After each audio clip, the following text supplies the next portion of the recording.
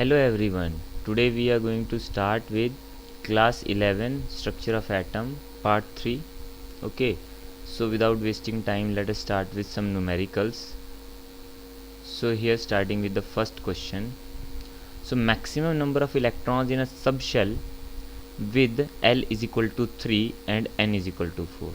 अब ये तो आपको क्वांटम नंबर्स होते हैं, आपको पता है N, L, फिर आप ml बोल सकते हैं या ms बोल सकते हैं।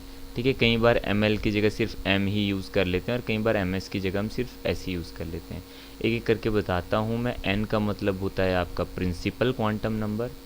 ठीक है, प्रिंसिपल क्वांटम नंबर एक एक करके सभी बता कर फिर मैं आपको डिटेल में आपको बताता हूँ कि इसका मीनिंग क्या बनता है। l हो गया आपका एज़ोमुथल क्वांटम नंबर, जिसको हम सब्सिडरी क्वांटम नंबर भी बोल देते हैं, या फिर आपका एंगुलर मोमेंटम क्वांटम नंबर भी बोल देते हैं, या सेकेंडरी क्वांटम नंबर भी बोल देते हैं। बहुत सारे नाम हैं इसके। ठीक है, उसके बाद आते हैं आपका ml या फिर m, जिसको हम मैग्नेटिक क्वांटम नंबर बोलते हैं। ठीक है, और फिर आता है आपका ms और s, जिसको आप स्पिन क्वांटम नंबर बोलते हैं। अब इनका काम क्या होता है? कुछ नहीं होता। देखिए, इनका काम ज़्यादा कुछ खास नहीं है। n जो है, n आपको बता देता है कि आपकी शेल या फिर ऑर्बिट कौन सी है। शेल और ऑर्बिट सिर्फ मैं आपको समझाने के लिए बताऊंगा।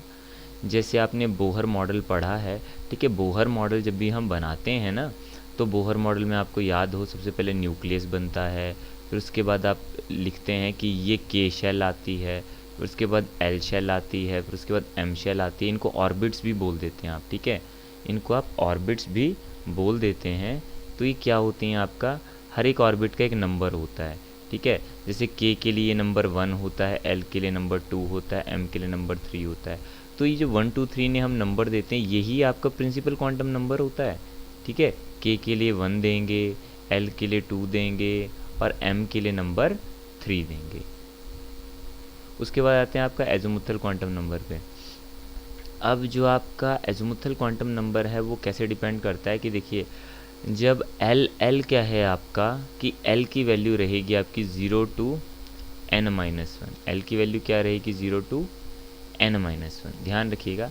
जैसे मान लीजिए आपका n की वैल्यू मान लीजिए 1 आ जाए। अगर n की वैल्यू आपकी 1 आ जाए तो n के कॉरस्पॉन्डिंग l की वैल्यू क्या आएगी? l की वैल्यू आएगी 0 to n-1। n को 1 रखेंगे तो 1 - 1 0, तो l की वैल्यू 0 to 0 मतलब 0 ही आएगा, एक ही 0 है। और L0 के लिए ये क्या बताएगा आपको? ये बताएगा कि सबशेल कौन सी है। ठीक है, ये क्या बताएगा कि सबशेल कौन सी है और सबशेल का नंबर क्या है। जैसे L अगर 0 है तो S सबशेल की बात कर रहे हैं आप। ठीक है, L अगर 1 है तो आप P सबशेल की बात कर रहे हैं, L अगर 2 है तो आप D सबशेल की बात कर रहे हैं, L अगर 3 है तो आप F सबशेल की बात कर रहे हैं, एंड सो ऑन। ठीक है, तो उसके लिए आपका ये बता दिया। देखिए L इज़ इक्वल टू 0, और यहाँ पर आप ये बता सकते हैं एक तरह से कि एक ऑर्बिट में, ठीक है, एक ऑर्बिट में कितनी सबशेल आती हैं। जैसे n इज़ इक्वल टू 1 मतलब आपका k ऑर्बिट या k शेल की बात हो रही है। ठीक है, शेल और ऑर्बिट एक बात है, इसे आप सबशेल बोलेंगे। ये सबशेल शो करता है, तो इसमें एक ही सबशेल आ रही है। अगर इस सबशेल को शो करना तो L0 मतलब ये सबशेल है S, और इसके आगे n इक्वल टू 1, ये 1 मैंने आगे लगा दिया ताकि ये आपको पता लगे कि 1s सबशेल की बात हो रही है। ऐसे एक और मैं आपको हल्का सा एग्जांपल दे देता हूँ। जैसे मान लीजिए अगर n2 हो जाए, अगर n2 है आपके पास, तो यानी आपकी यहाँ पे शेल कौन सी है? L शेल है या ऑर्बिट L है। ठीक है, इसके कॉरस्पॉन्डिंग आपको देखिए n2 के कॉरस्पॉन्डिंग क्या वैल्यू मिलेगी? देखिए 0 से लेकर 2 पुट कर दो यहाँ, 2 में से 1 गया, 1 आया, तो मतलब 0 से 1 तक जाना है। तो 0 से 1 मतलब 2 वैल्यूज़ हैं आपकी L की, एक 0 और एक 1। L0 के कॉरस्पॉन्डिंग आपको कौन सी सबशेल जो है वो मिलेगी? तो L0 मतलब S। अब आप बोलेंगे कि ये भी S, ये भी S, तो इसी को डिफ्रेंशिएट करने के लिए इसके आगे देखिए n भी लगाया ना, ये 1s है और यहाँ पर n2 है तो ये 2s है, तो हो गई अब दोनों अलग अलग। ठीक है, ये जो आपकी सबशेल है ये आपकी K में आती है। ठीक है, और ये जो 2s आपकी सबशेल है ये आपके L में आती है। ठीक है, किस में आती है? L में। L की बात कर रहे हैं ना यहाँ पे हम, L ऑर्बिट या L शेल की बात हो रही है। फिर बात बताइए आपको कि L की वैल्यू 1 भी हो सकती है। 1 मतलब 1 के कॉरस्पॉन्डिंग आपको P मिल जाएगा, और P के आगे क्या लिखना, N की वैल्यू, तो एक 2P सब शेल है। तो यानी आपका L के लिए 2 सब शेल बनती हैं। L के लिए कितनी सब शेल बनती हैं, 2। वैसे ही M के लिए आप निकाल सकते हैं। ठीक है, तो आपको यहाँ पे एज़ोमुथल क्वांटम नंबर से क्या पता लग गया कि कितनी सब शेल आ रही हैं। फिर आते हैं आपका magnetic quantum number. Magnetic quantum number एक तरह से आपको बताता है कि ऑर्बिटल कितनी हैं। अब ऑर्बिटल कितनी होती हैं, ठीक है, जैसे m है आपका, तो आपका 2l+1, उनका नंबर ऑफ़ ऑर्बिटल्स इतनी होंगी, कितनी होंगी, 2l+1 होंगी, जिसकी वैल्यू आपकी वेरी करेगी फ्रॉम -l, बीच में 0 भी आएगा, and so on to +l।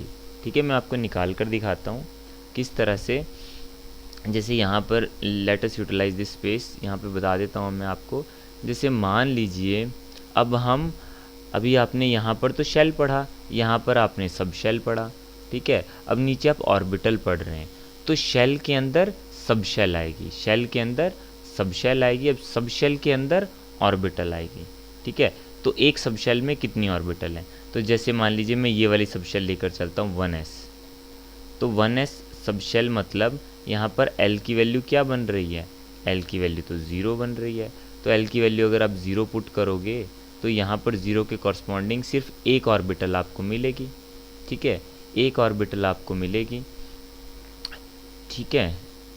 तो वो एक ऑर्बिटल तो आपको मिलेगी। तो यहाँ पर m की वैल्यूज़, जो ये जो कॉरस्पॉन्डिंग वैल्यूज़ हैं ये m की वैल्यूज़ हैं। जैसे यहाँ पर आप L की वैल्यूज़ निकालते थे ना 0 to n-1, वैसे ये जो वैल्यूज़ आ रही हैं ये m की वैल्यूज़ हैं, ठीक है। सो यहाँ पर m क्या बन जाएगा आपका, m की वैल्यू 0 ही आएगी आपकी, और एक ही ऑर्बिटल आएगी। तो m0 के कॉरस्पॉन्डिंग जो आपकी सबशेल यहाँ पर बनती है वो, मतलब सबशेल तो s है और आपकी ऑर्बिटल भी s ही है, एक ही ऑर्बिटल है s, मतलब सबशेल भी s है, ऑर्बिटल भी s है। वैसे मैं देखिए आपको 2s के कॉरस्पॉन्डिंग निकाल कर दिखाता हूँ।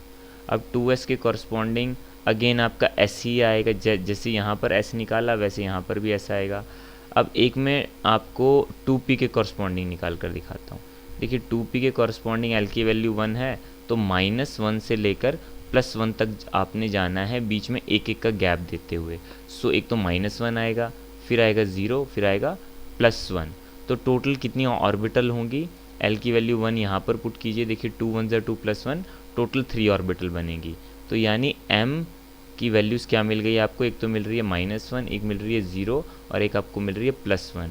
तो हर एक m की वैल्यू के कॉरस्पॉन्डिंग आपको ऑर्बिटल मिल जाएगी, जैसे एक आपको px मिल जाएगा, एक py मिल जाएगा और एक pz मिल जाएगा। यहाँ पे आपको m की 3 वैल्यू के कॉरस्पॉन्डिंग आपको जो है वो 3 ऑर्बिटल्स मिल गई। तो यानी यहाँ से क्या आपको आइडिया मिला कि p में नंबर ऑफ़ ऑर्बिटल्स कितनी होती हैं, ठीक है। तो ये देखिए अब मैं यहाँ पे ऑर्बिटल लिख देता हूँ, ठीक है। तो s में एक ही ऑर्बिटल आती है, p में आती हैं 3।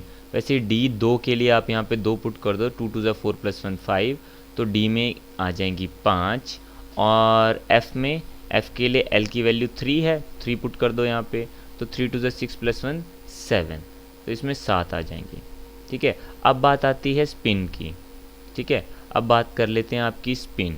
स्पिन क्या होती है कि देखिए अब आपने ऑर्बिटल की बात की, जब भी आप ऑर्बिटल बनाएंगे तो ऑर्बिटल को आप एक ऐसे सर्कल से शो कर सकते हैं या फिर स्क्वायर के साथ भी बना सकते हैं, ठीक है। जैसे मान लीजिए आपको 1s ऑर्बिटल को ड्रॉ करना है, तो देखिए 1s ऑर्बिटल को मैंने ऐसे सर्कल से बस एक हल्का सा बस एक सिंबल बना दिया ऐसे गोल सा कि एक ऑर्बिटल के लिए, वैसे तो इनकी ऑर्बिटल के लिए वैसे तो इनकी शेप्स अलग अलग होती हैं आपकी, ठीक है। तो आपने ये ध्यान रखना है कि हर एक ऑर्बिटल में 2 इलेक्ट्रॉन्स आएंगे, ठीक है। Each and every orbital occupied 2 electron, जो कि होता है आपका that is called the Pauli's exclusion principle, ठीक है। अब बात आती है कि स्पिन की। तो अब यहाँ पर एक कॉन्सेप्ट आपको ध्यान रखना है कि जैसे धरती जो है वो सन के अराउंड चक्कर लगाती है, तो धरती अपनी स्पिन के अपनी एक्सिस पर भी स्पिन करती है, ठीक है। जैसे धरती जो है सन के अराउंड चारों तरफ चक्कर लगाती है, तो क्या होता है आपका सीजन्स चेंज होते हैं, बट जब वो अपनी ही एक्सिस के कॉरस्पॉन्डिंग चक्कर लगाती है तो वहाँ पर दिन या रात होता है। तो ठीक वैसे ही इलेक्ट्रॉन भी कुछ वैसे ही बिहेव करता है। जैसे अब इलेक्ट्रॉन जो है वो आपको पता है ये न्यूक्लियस के अराउंड वो रिवॉल्व कर रहा है, ठीक है। तो वैसे वो अपनी एक्सिस पर भी वो स्पिन करता है। अगर वो अपनी एक्सिस पे स्पिन करेगा तो उसकी स्पिन करने की दो डायरेक्शंस होंगी आपके, ठीक है। Either it can spin anti clockwise और इट कैन स्पिन क्लॉकवाइज, ठीक है।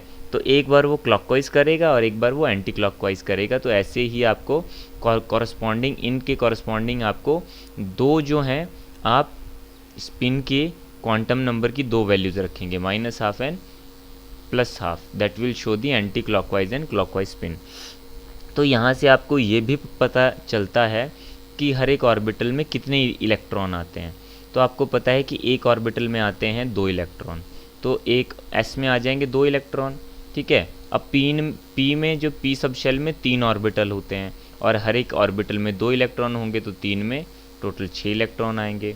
अब डी में 5 ऑर्बिटल्स होती हैं, डी सब शेल में 5 ऑर्बिटल होती हैं, तो हर एक ऑर्बिटल में 2 इलेक्ट्रॉन आ रहे हैं, तो 5 में आ जाएंगे टोटल 10 इलेक्ट्रॉन, ठीक है। और अगर वो फुली फील्ड है तो वो सारे के सारे आपके अपोजिट स्पिन के होंगे, कि अगर एक क्लॉकवाइज घूम रहा है तो दूसरा एंटी क्लॉकवाइज घूम रहा होगा, ठीक है। ये डिटेल में मैं आपको बाद में बताऊंगा। एंड सेम फॉर द आपका एफ सबशेल के लिए 7 जो हैं ऑर्बिटल्स होती हैं और हर एक ऑर्बिटल में 2 इलेक्ट्रॉन, तो टोटल 14 इलेक्ट्रॉन जो हैं वो आपके एफ सबशेल में आते हैं, ठीक है। अब इतना सारा कंसेप्ट हमने पढ़ लिया। अब मैं चलता हूँ आपका फर्स्ट क्वेश्चन की तरफ। अब आपको बताते हैं कि फर्स्ट क्वेश्चन में करना क्या है। तो देखिए अब आपका फर्स्ट क्वेश्चन में क्या करना है। अब L की वैल्यू 3 दे रखी है, N की वैल्यू 4 दे रखी है और मैक्सिमम नंबर ऑफ इलेक्ट्रॉन निकालने हैं। तो N की वैल्यू 4, L की वैल्यू 3। अब L की वैल्यू 3 के लिए आपको बताना है maximum number of electron in a sub shell, जिसमें L 3 है और N 4 है। अब L 3 के कॉरस्पॉन्डिंग क्या मिलता है आपको? L 3 के कॉरस्पॉन्डिंग हमें जो है आपको पता है कि अगर आपको वो याद है जो अभी बताया था, जैसे 0 1 2 3, ठीक है। L0 के कॉरस्पॉन्डिंग आपको S सब शेल मिलता है, 1 के कॉरस्पॉन्डिंग P, 2 के कॉरस्पॉन्डिंग D, 3 के कॉरस्पॉन्डिंग F। तो मतलब यहाँ पर सब शेल तो F हो गया। कौन से वाला? N4 है तो 4F सब शेल हो गया। N4 मतलब ये आपकी कौन से शेल में आता है?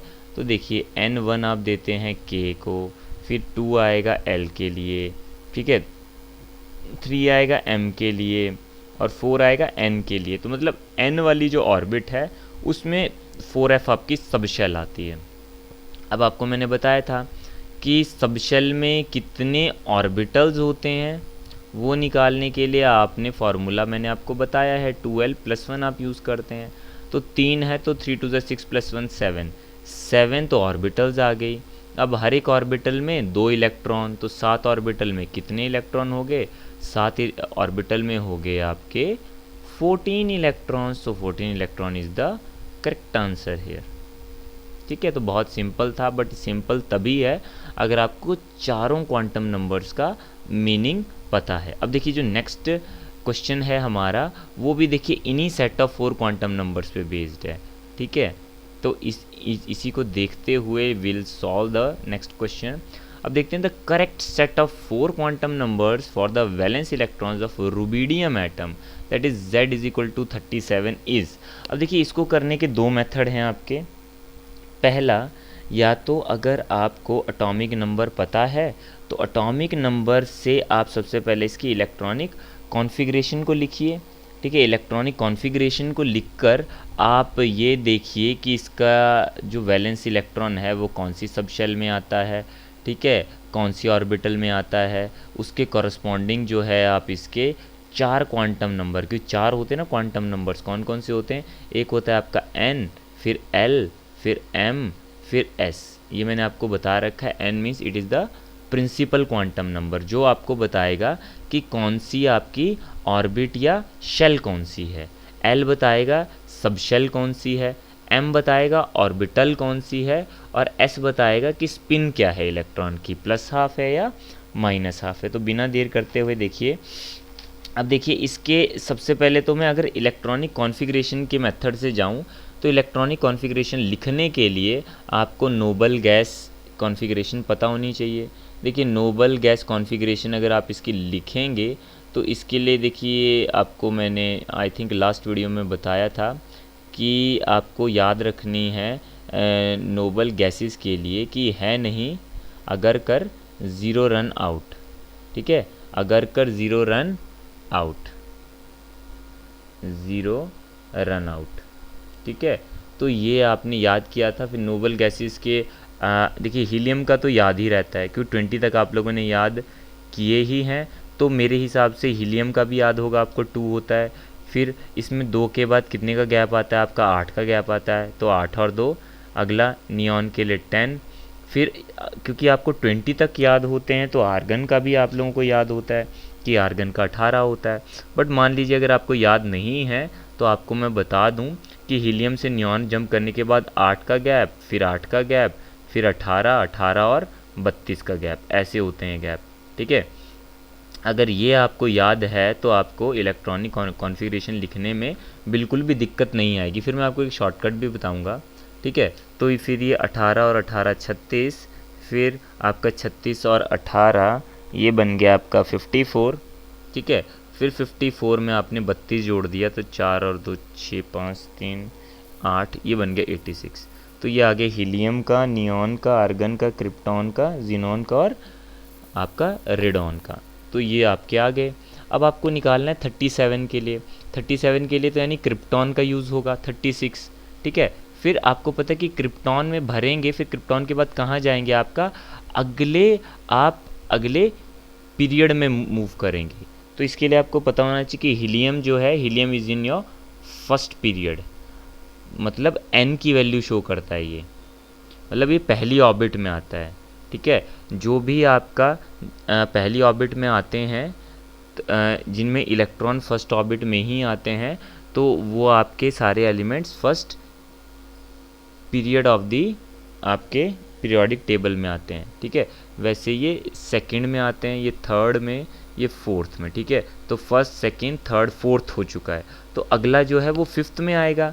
यानी अगर मैं यहाँ पर 36 के साथ क्रिप्टॉन लिख दूँ, क्रिप्टॉन आपका क्रिप्टॉन में 36 आ गया, मतलब ऐसे करके आपने यू कैन राइट कि 36 भर चुके हैं आपके।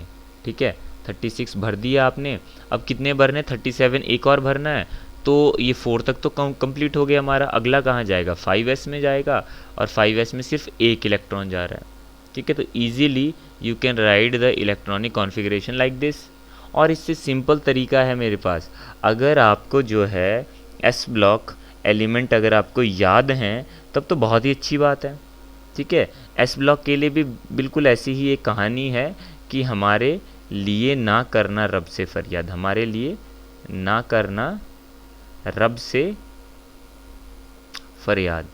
ठीक है, अब इसमें क्या है आपका, देखिए पहला आ गया आपका हाइड्रोजन, फिर आ गया लिथियम, फिर आ गया आपका सोडियम, फिर आ गया पोटाशियम, फिर आ गया रुबिडियम, फिर आ गया सीजियम, फिर आ गया फ्रांसियम। तो रुबिडियम तो यहाँ आ रहा है, बट अगर आपको कंफर्म करना चाहते हो कि इसका एटॉमिक नंबर 37 ही है, यू कैन कंफर्म। वही देखिए जो ऑर्डर वहाँ पर है वही ऑर्डर यहाँ पर है। हाइड्रोजन का सबको याद होता है, हाइड्रोजन का 1 होता है, तो एक में क्या ऐड करना है आपको। ठीक है, हाइड्रोजन से जब आप लिथियम में जाएंगे, ठीक है, तो आपको क्या ऐड करना है, यहाँ पर आप पहले 2 ऐड करेंगे, ध्यान रखिएगा, यहाँ पर पहले आप 2 ऐड करेंगे, फिर चलेगा आपका 8। ठीक है, पहले 2 का गैप आएगा, फिर आपका 8 का गैप आएगा, एंड फिर सो ऑन। ठीक है, तो ऐसे आप जोड़ के देख लें, ये 1 हो गया, 2 1, इसका 3 हो गया, 8 और 3 इसका 11 हो गया, फिर 11 और 8 आपका कितना हो गया, इसका 19 हो गया, फिर आपका अगला नंबर होगा 18। ठीक है, तो 18 18 36 और 1 37, तो रुबिडियम का 37 हो गया, सिंपल। ठीक है, तो इस तरह से you can easily learn, easy है, इतना भी टिपिकल नहीं है, तो यू कैन ईजिली लर्न। ठीक है, तो अब ये तो मैंने आपको बता दिया कि रुबिडियम में जो आखिरी इलेक्ट्रॉन है वो 5s में जा रहा है। तो 5s का मतलब क्या है, अब 5s से हमें क्या क्या मिल गया, देखिए अब ऑर्बिट कौन सी है आपकी, ऑर्बिट या शेल जो है वो 5 है। 5 मतलब आपके n की वैल्यू तो हमने निकाल ली, n की वैल्यू 5 हो चुकी है। ठीक है, एक हमने निकाल लिया। अब चलते हैं l क्या शो करता है कि जी आपकी सब शेल कौन सी, सब शेल तो s है, और s के लिए l की वैल्यू 0 होती है, तो ये लीजिए दूसरा भी निकल गया। ठीक है, उसके बाद चलते हैं m क्या बताता है कि ऑर्बिटल कौन सी है, तो ऑर्बिटल भी हमारी s सी है, तो s के लिए m भी 0 होता है, तो ये लीजिए आपका m भी निकल चुका है। अब स्पिन की बात करते हैं। तो स्पिन क्या है, क्योंकि जब एक ही इलेक्ट्रॉन है तो अप स्पिन होती है आपकी, मतलब आप इलेक्ट्रॉन को ऐसे ही डालते हैं अप स्पिन में, ठीक है। अगर इस ऑर्बिटल को मैं एक स्क्वायर ब्रैकेट से, ऐसे तो मैंने आपको कहा था सर्कल भी आप बना सकते हो, बनाना चाहो तो ऐसे भी आप बना सकते हो। तो अप स्पिन, और अप स्पिन के लिए आपने प्लस हाफ यूज़ करना है, ठीक है। अप स्पिन के लिए आपने प्लस हाफ यूज़ करना है। तो ये देखिए स्पिन की वैल्यू आ गई प्लस हाफ। तो यहाँ चारों ऑप्शन में से अगर आप कंपेयर करेंगे तो 500 plus half, 500 plus half, your option A is the correct answer. उसके बाद चलते हैं आपका next.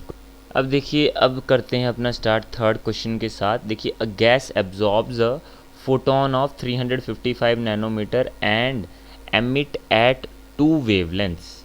If one of the emission is 680 nanometer, the other is at, मतलब समझिए इसको, मतलब एक जो है, जैसे मैं एनर्जी लेवल बना देता हूँ, ठीक है। ये एनर्जी लेवल किसके हैं, ये गैस के हैं, ठीक है। जैसे कि आपको बताया था जब बोहर, आपने बोहर मॉडल अगर पढ़ा होगा तो उसमें जो एनर्जी लेवल्स होते हैं ना, आपके एनर्जी लेवल्स को आप ऐसे शो कर सकते हैं, ऐसे सिंपल बना के।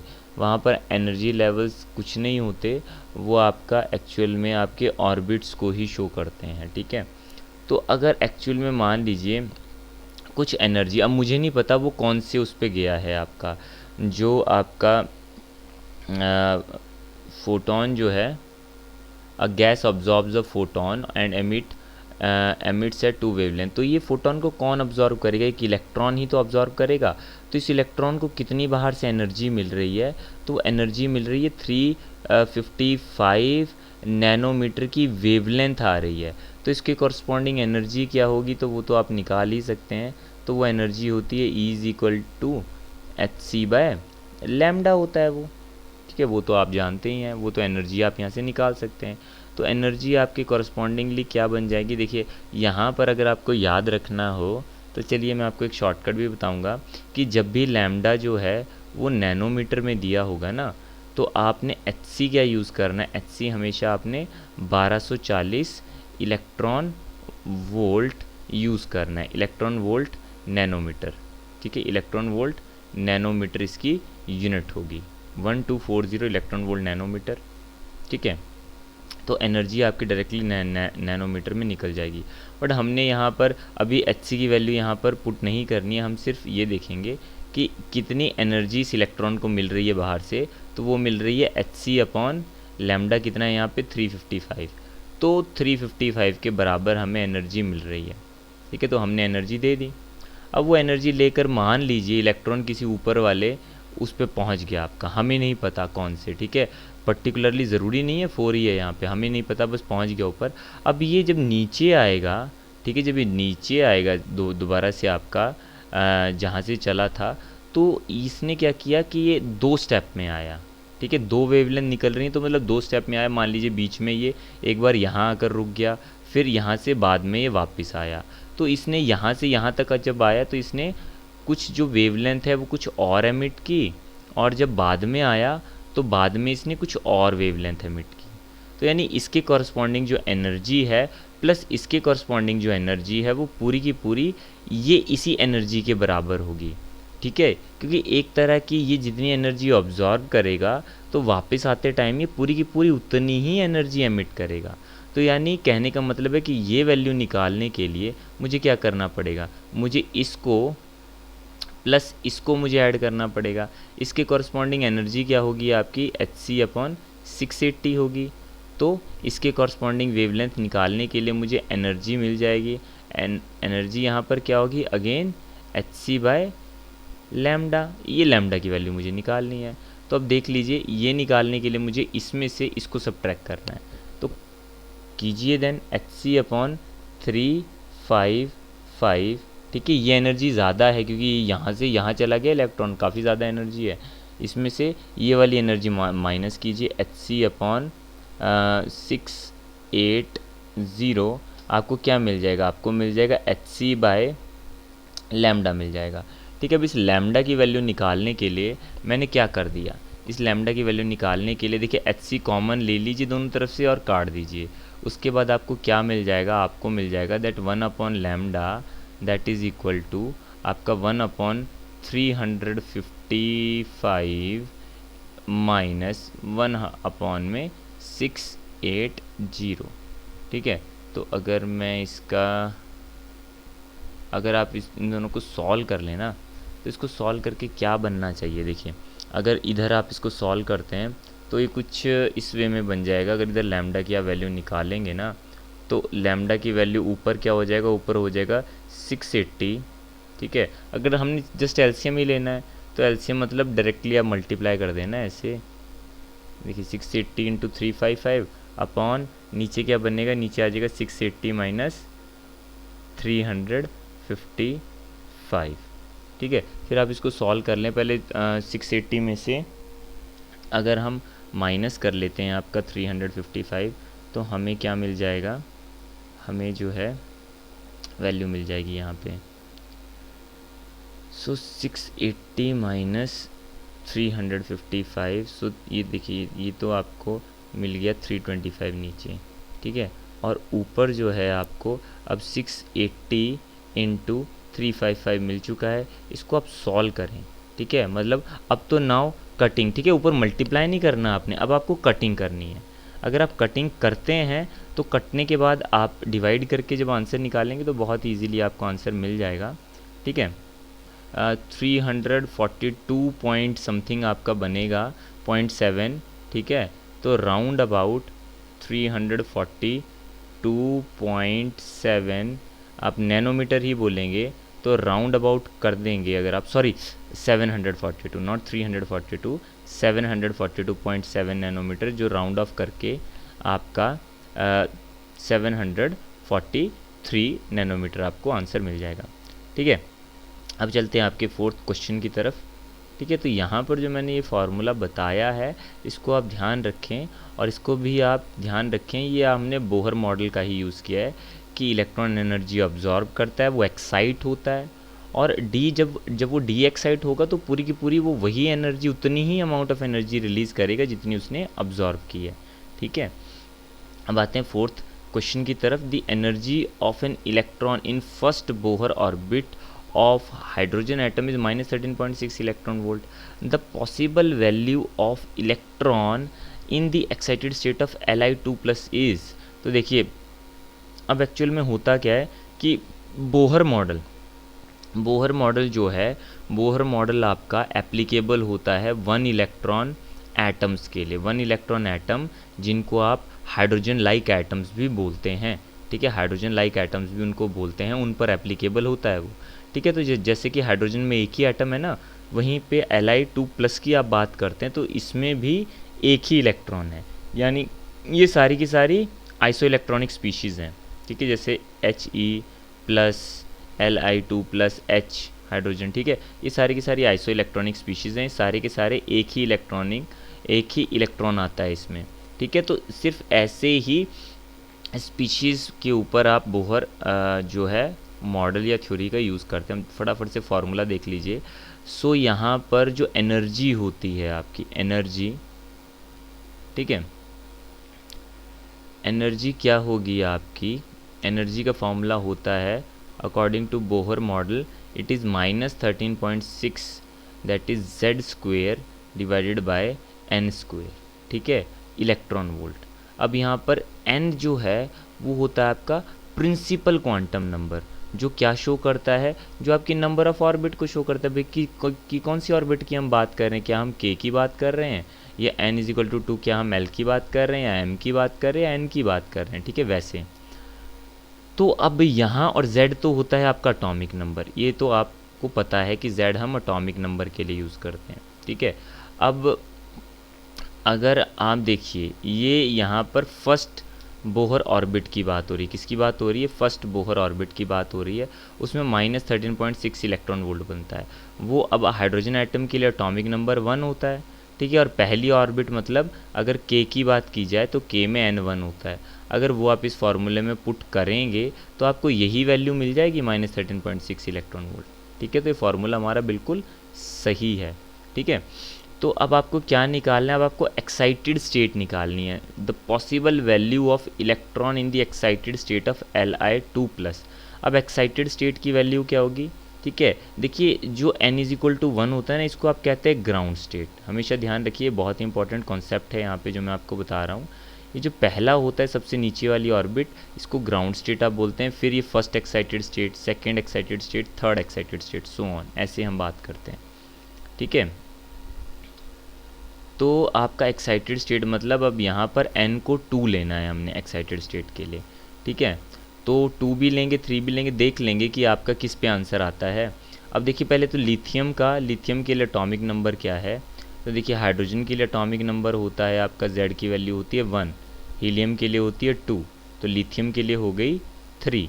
तो सबसे पहले यहाँ पे 3 पुट किया तो 3 का स्क्वायर कितना हो गया, 9 हो गया। तो ये बन गया -13.6 इंटू 9 नाउ डिवाइडेड बाय, अब आपका n क्या है, क्योंकि एक्साइटेड स्टेट की बात हो रही है तो ग्राउंड स्टेट तो हम लेंगे नहीं, यानी पहली ऑर्बिट नहीं आएगी। तो दूसरी पुट कर देते हैं, n को 2 पुट कर दिया तो n का स्क्वायर मतलब 2 का स्क्वायर हो गया 4। ठीक है, इतना इलेक्ट्रॉन वोल्ट। तो इसमें हमें पहले देखना पड़ेगा, आप 13.6 को पहले मल्टीप्लाई कर लें 9 के साथ, और उसके बाद जो है हम क्या कर लेंगे, हम उसको डिवाइड कर देंगे 4 के साथ। तो 13.6 को अगर आप मल्टीप्लाई करते हैं 9 के साथ तो कितना बनेगा, देखिए 9 6 ये बन जाएगा आपका 122.4 आ गया।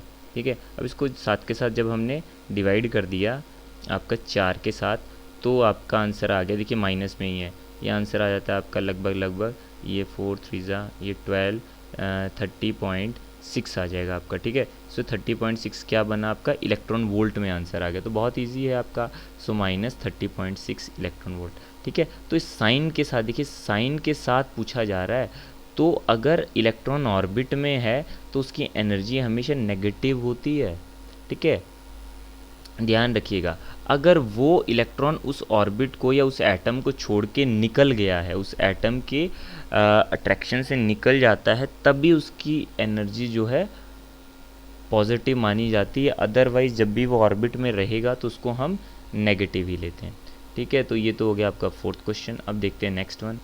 अब देखिए आपका ये आता है 5th question, identify the wrong statement in the following. इसमें से गलत स्टेटमेंट आपको बतानी है।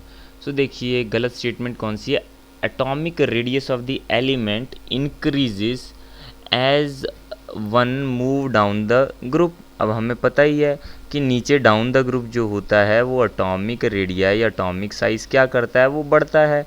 ठीक है, वो डाउन द ग्रुप जो है वो बढ़ता है, डाउन द ग्रुप जो है वो बढ़ेगा।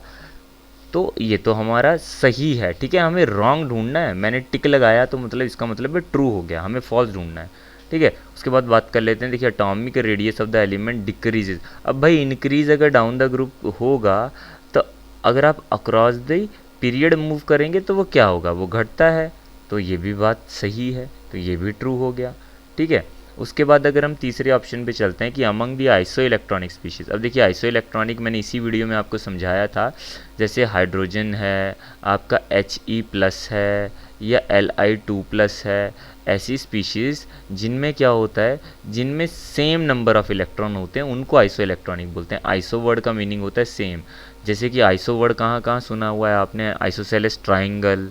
ठीक है, तो आइसो मतलब आइसोसेलेस ट्राइंगल मतलब कि उसकी 2 साइड्स बराबर होती हैं। आइसो मतलब सेम के लिए यूज़ होता है वर्ड। ठीक है, तो smaller the positive charge on the cation smaller is the ionic radius.